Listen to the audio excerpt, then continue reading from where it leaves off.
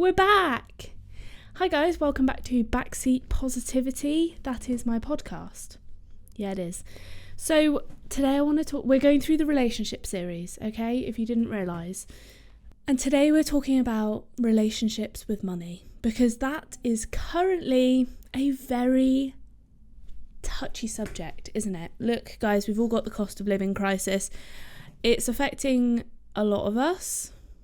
Maybe some, let me just turn this down. Some more than others, let's be honest, okay? But look, as I've just come out of employment, somewhat voluntarily, but also for kind of other reasons, I am feeling that, just attaching to this, I'm feeling the money pinch, okay? So today I wanted to take you on a journey with me. I should really sort myself out before I start talking, shouldn't I? I'm moving, I'm adjusting, I'm doing all sorts. Who knows what will happen next? Today I want to take you on a journey. Nothing just ever feels right, does it?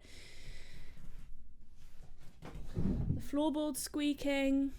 Okay, today I want to take you on a journey, and that journey is my relationship with money, but I want to take you through the general relationship with money that we all have, and I think that will relate to you too. And then I'm going to talk to you about how my relationship with money has changed over the past, I guess I'm 28 now, so 28 years. So let's get into it. It's here that I would insert a podcast theme, what do you call them, intro thing, song, but I don't have one, so maybe I'll just sing you a song instead, or like a rap. Actually, I know what I'm going to do. I'm going to give a shout out to a couple of listeners who are probably listening right now, and I don't know who you are. I don't know where you come from. Well, I do know where you come from. According to my podcasting stats, I know where you come from. But I don't know who you are. I don't know what you do. I don't know what your names are. But maybe I love you. And that's because you're devout listeners. If that's you, there's one in America, apparently. I know you might be using a VPN.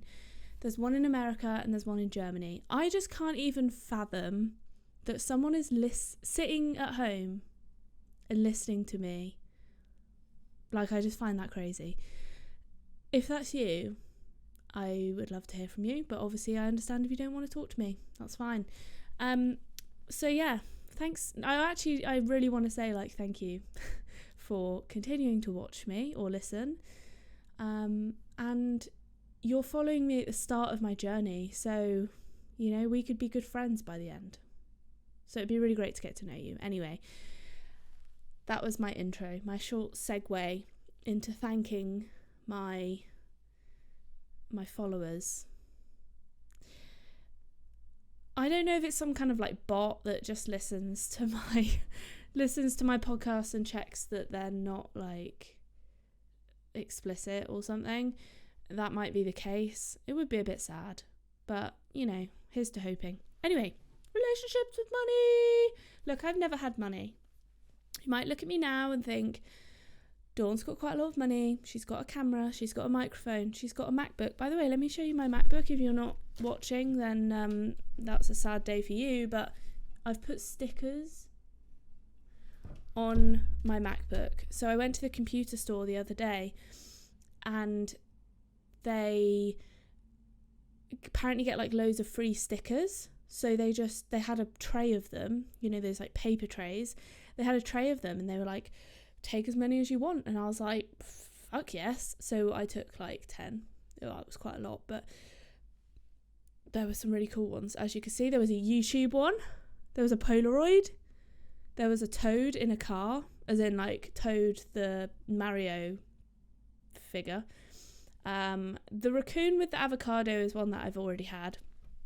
I'll just lift it back up.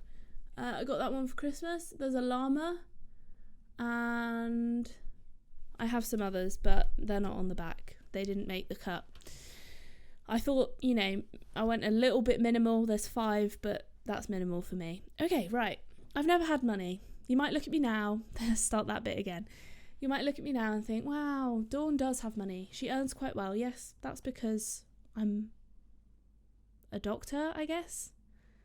I started that sentence without really knowing where it was going. But I guess because I'm a doctor, because I'm a locum doctor, don't get it twisted, guys. Most doctors I don't think, earn relatively that well compared to the general population. I, however, have chosen the dark path. And that is the dark path of money at my happiness. But we'll get into that more later, because I want to take you on a journey, and that starts from my childhood, as all journeys do. I've just noticed that the camera's wonky, but I don't think anyone will notice. So, I've never had money. Never, really. My family is not rich. They're not poor, but they're not rich. I have split richness into 5 categories, which maybe I'll talk about later. I wasn't going to talk about it now. It's actually a bit later in the... Okay, no, actually, I'm going to talk about it now, because then we can just follow it through, can't we? Try and evaluate where you started and where you are now and where you hope to be in the future. I talked to my counsellor the other day, and she was like, Dawn, I wonder what this all means about your relationship with money rather than your relationship with work. Because, oh no, I'm skipping the story. Stop it. Right, okay. The 5 categories that are 6, actually. Sorry, I lied.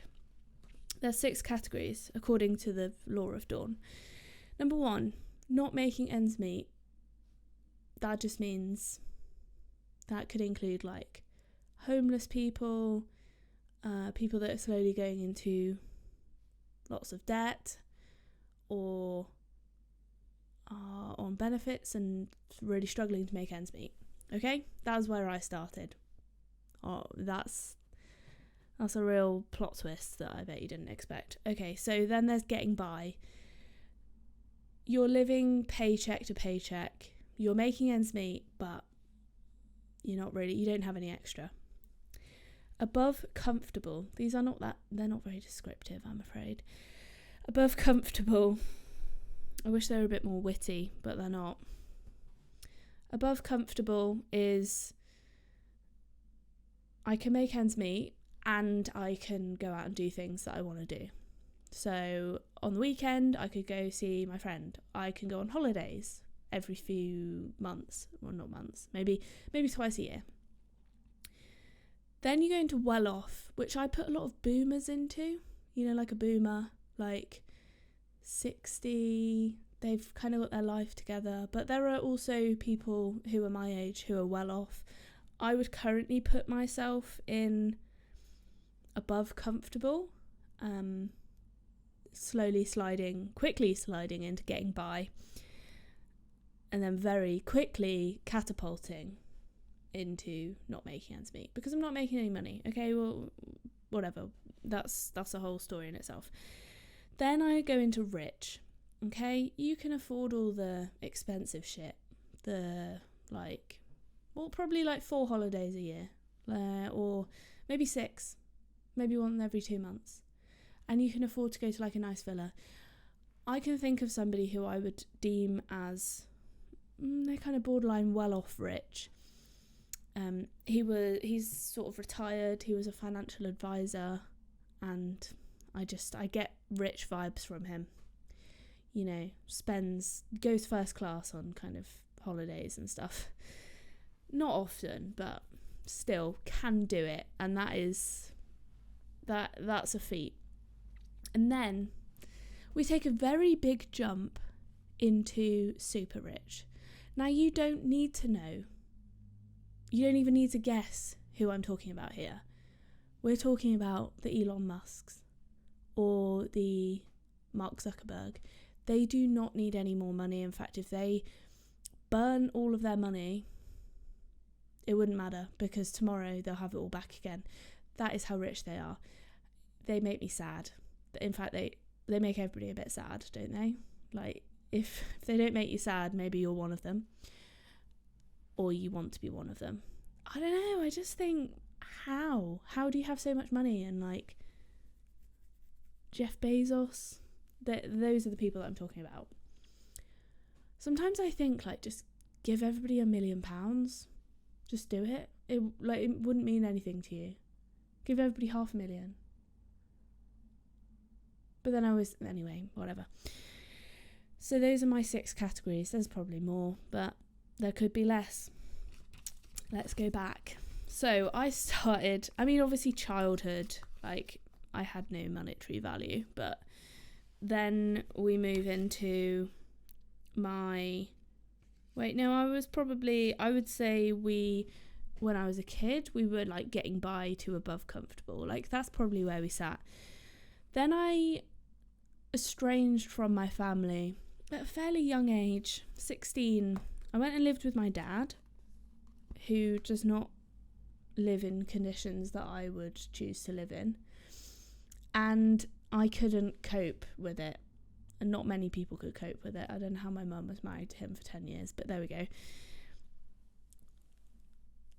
I would say at that point we were probably getting by. And then I decided I literally can't live with him anymore. So it was so hard.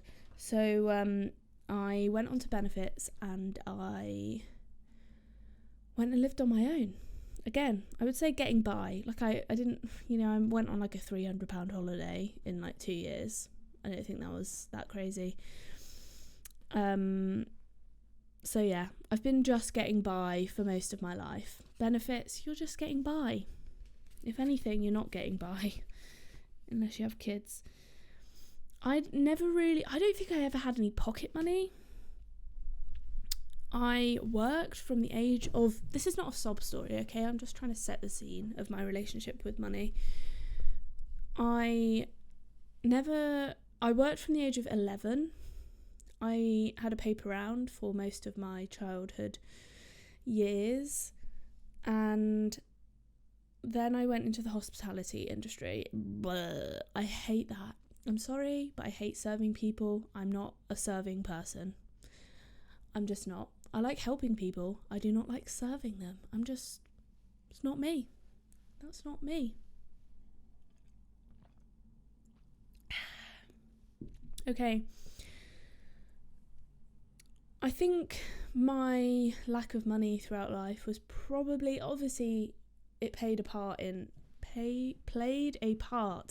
why I went into medicine, because doctors do earn well. And their job is so secure. It's nice to have security, job security.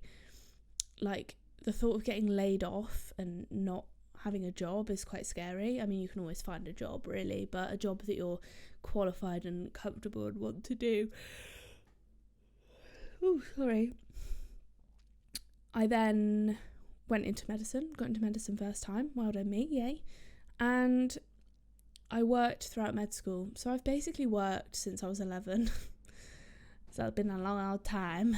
I'm now 28. So what's that? 17?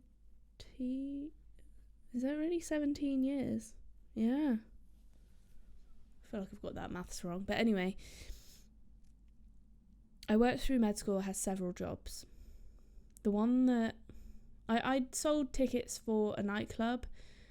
I was a bit of a party animal, so I did a lot of event stuff, door work, like selling tickets to people, like meeting up with them and selling them. And then I went and did some... It's the podcasting, it makes me yawn, honestly. I think I don't breathe properly, because I don't want to make it boring. So I just talk and talk and talk, and then I don't really breathe. Like, I don't breathe fully out. So I think that affects the yawning. Okay, let's try and work on my breathing. So I had some jobs and then I went to work abroad. I did some work in bars abroad. I earned quite a lot of money there, relatively, like maybe, it's not a lot now I think about it now, but when I was a student, it was like £700 or £1,000 or something, and that was quite a lot. And then I worked in, I think this is maybe one of the worst jobs I've done, I would say anyway, just because I really didn't like it. But I worked in JD Sports twice because I needed a job and I'd already worked there. So I worked there as a temp, and then I wasn't kept on for Christmas, and then after Christmas, and then it got to like springtime and they had sacked the person that they'd kept on because they'd done something bad, I don't know what.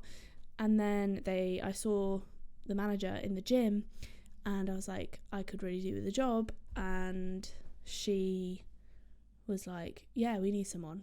And they were like, oh my god, you remember how to do everything? I was like, yeah, I'm not an idiot. You just need to remember which tags go on which and which place and what colour they are. That's it.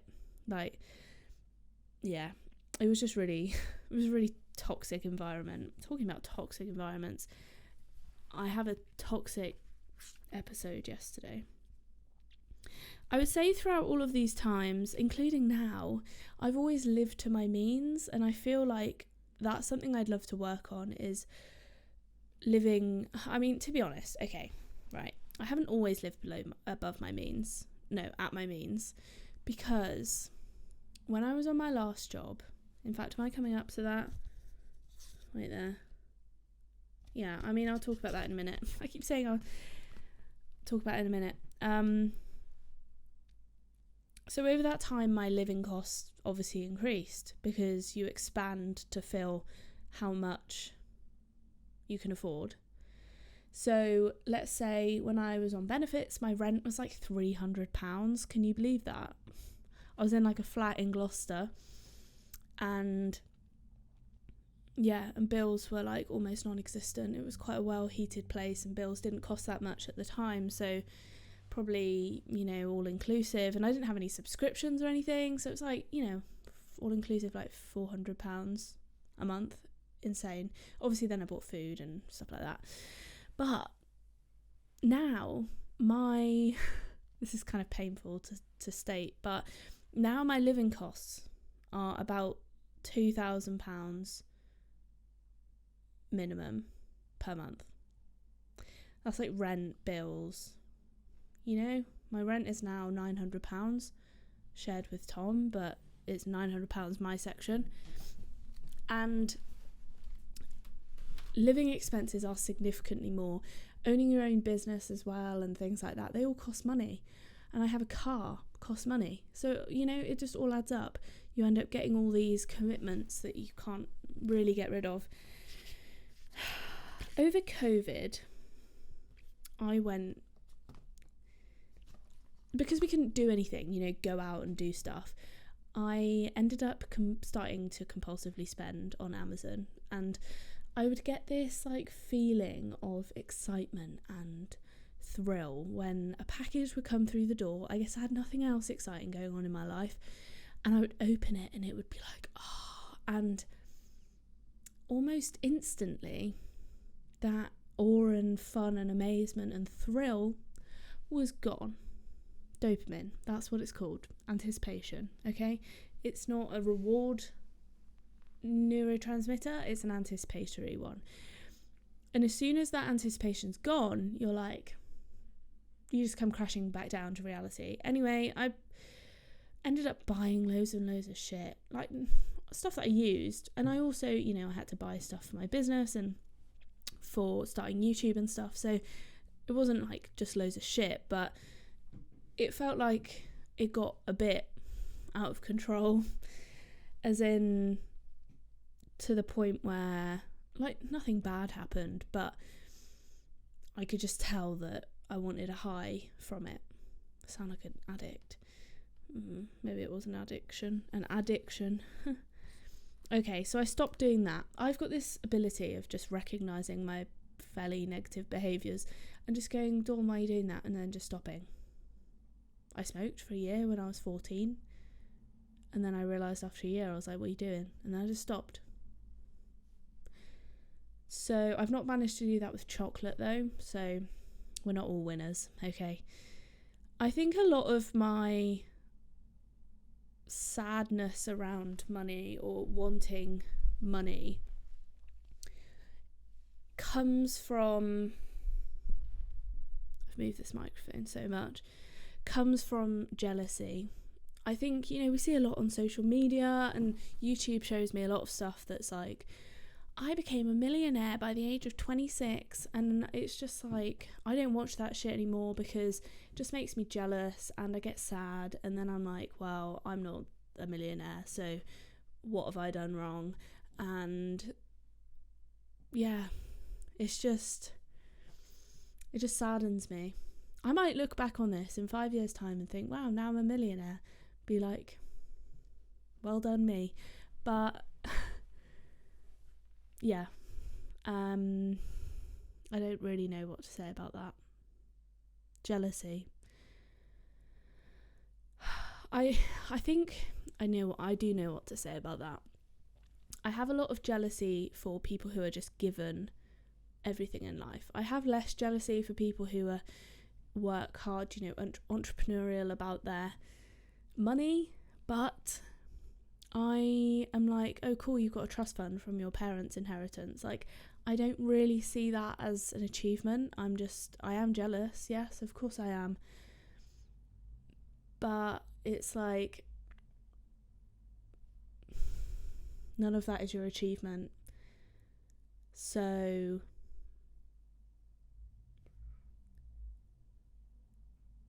yeah, I'd rather earn it. Would I? Maybe I'm just saying that because I'm jealous. Maybe I'd love it. Would I love it? I don't know. I've thought about this a lot. I'm like, I did this thing on this video the other day that was courage over comfort. It's on my YouTube channel. And I had to send 5 tweets. One of them I sent to Elon Musk, just being like, it was like, hey Elon, can you send me £1 million, please? Obviously he didn't reply. I'm sure he's had lots of people asking him for £1 million, but that was just one of my tweets. And I was thinking, like, if I bought a house for £1 million, would I still be happy, even though I hadn't earned it myself?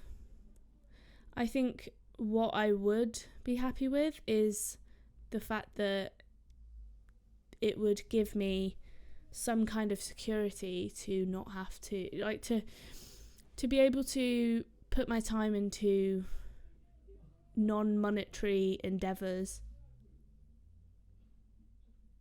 Tom's always being really noisy. Tom! Put your headphones on! Yeah, so that's currently what I'm doing. I'm putting a lot of time and effort, like a lot, probably like a full-time job's worth, into podcasting, into YouTube, into making content, because I enjoy it. And, I do see it going somewhere at some point. At the moment, I don't really make any money from it, but so I do make some, but not a lot. Definitely not enough, definitely not $2,000. And yeah, I would love the flexibility for someone, not to have to pay rent and just to be like, okay, my house is paid off. I also would love to just own my own house, because I think this is such a boring blank canvas house, but then I understand you have to fix it, and if you've got £1 million house, I'm sure there will be a lot of expenses with that, so it's not just owning the house. Anyway, I think a lot of the jealousy comes from capitalism, because aren't we all capitalists at heart? I can't even imagine another economical scenario. I looked them up the other day and I was like, really? Like socialism, where people actually care about each other? Wow, what a miracle. Because I just feel like everything is so capitalist. It's like, I watched Russell Howard's Good News, or on his YouTube channel. I'm going to yawn again. No, I just need to breathe. Okay. I watched Russell Howard's comedy stuff on YouTube, And he was basically saying that they were removing, for some kind of like trickle down economy, they were removing higher taxes for higher earners, and they were doing other stuff for rich people, basically. Our country, the Conservatives, only care, and I did a video about this as well, it's called Why Are We All Going on Strike? Well, that's the thumbnail anyway. It's called NHS Junior Doctor Strikes. And is basically saying the government that we have at the moment does not give a shit about poor people or people who are not kind of, I guess, business owners or things like that. Oh, so if you're poor, it's very hard. You have to work very hard to get rich. If you're rich already, you don't have to work that hard to stay rich. I could be wrong. I am not an economist, I'd like to point out. I just don't see capitalism going away, because social media is so founded around capitalism. It's like, buy my product, buy my product, buy my product. Here's a product that you might like. I'm an influencer. Here's the product that I use. Like, all of it is based around buying stuff, and that is kind of a capitalism economy. Buying stuff, owning more stuff, having more clout because you spend more money and blah, blah, blah. Okay, so let's move on to me now. Maybe me like a few months ago, maybe a year ago. So I was trying to save for a house because it sounds like a good investment.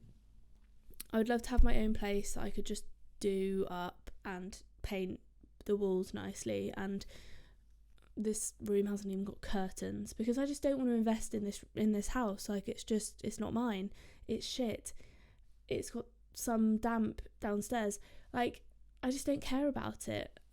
It's all right to live in, but I'm not going to put any time or effort into it because we have already. And anyway, it's another story. But they said they were going to pay for the materials and stuff, and they just haven't bothered. So that's a bit crap.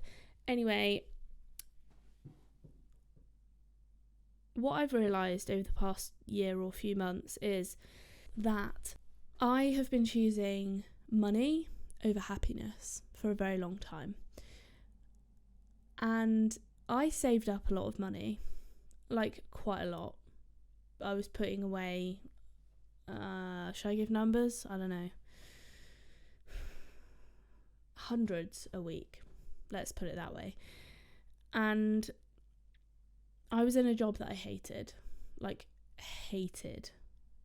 can't even, it was making me so anxious. I had really bad breathing problems, and was getting reflux because I was so tense, and it was just awful. And I toyed for a long time. Do I want to stay in this job? And then at the end they were like, we don't need you anymore. So I was kind of breathed a sigh of relief. I was like, bye, because I really hated it.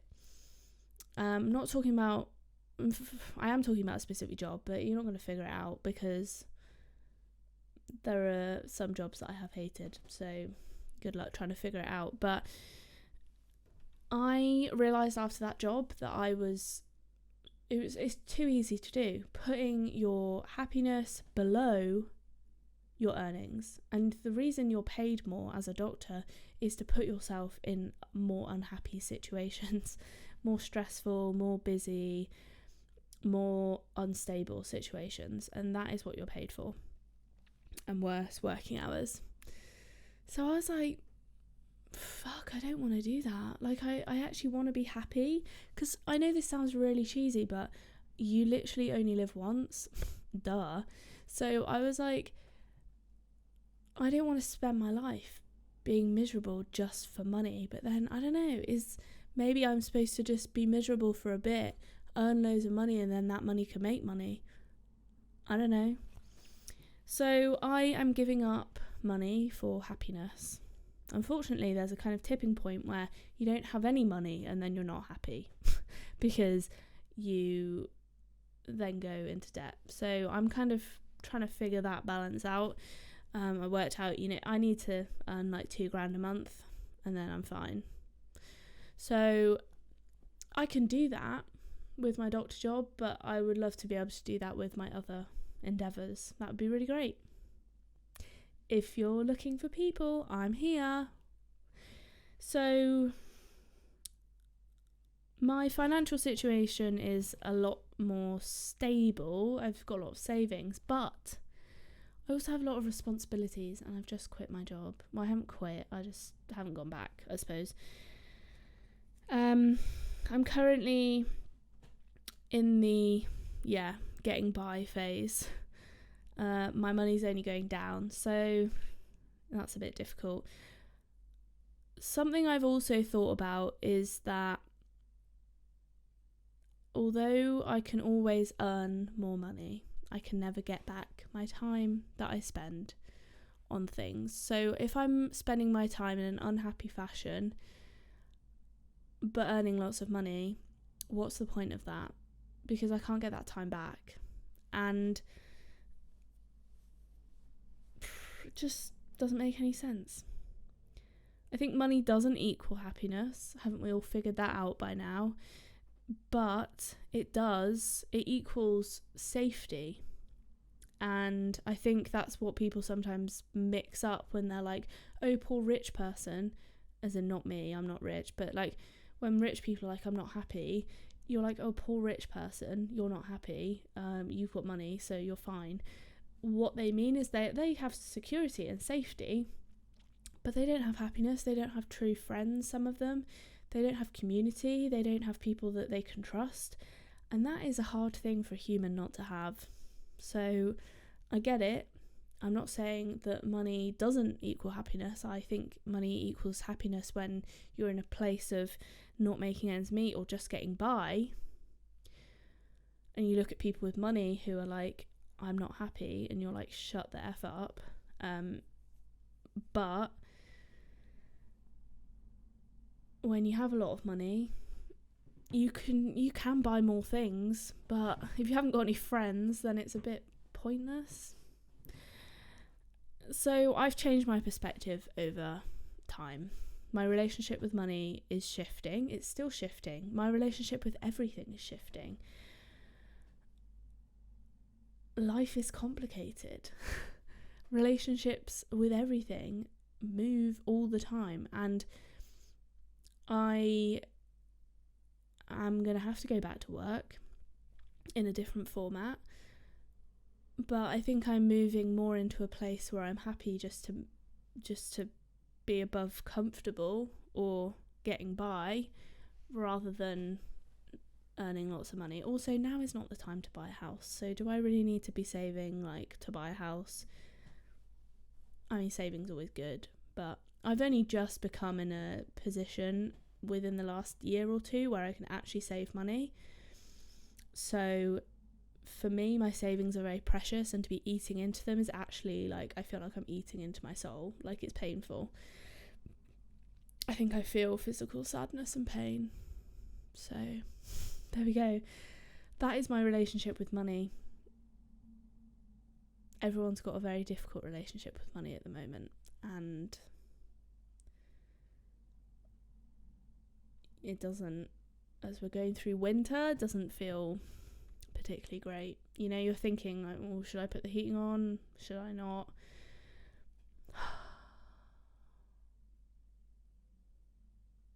But there we go. Oh, by the way, it's not financial advice. I'm not a financial advisor. Apparently you can get like sued or whatever. So I'm just talking about my experience in relationship with money. I'm gonna have to cut that ding out. It's gonna be painful for people's ears. Yeah, so anyway, I could say more, but Hogwarts Legacy is out today and I need to go and play it. Like, I need to. I've been waiting for months. So on that note, it's been nice talking to you guys again, to the 2 people who are regs. I'd love to hear from you. How can you contact me? You can email me if you want, or you can just not. You can just ignore me and pretend that, I was going to say that I don't exist, but you're actually listening to me, so I do exist. Pretend that you don't exist. My email is contact@diariesofadoctor.com, or you can leave a comment on YouTube or message me on Instagram or Facebook or something.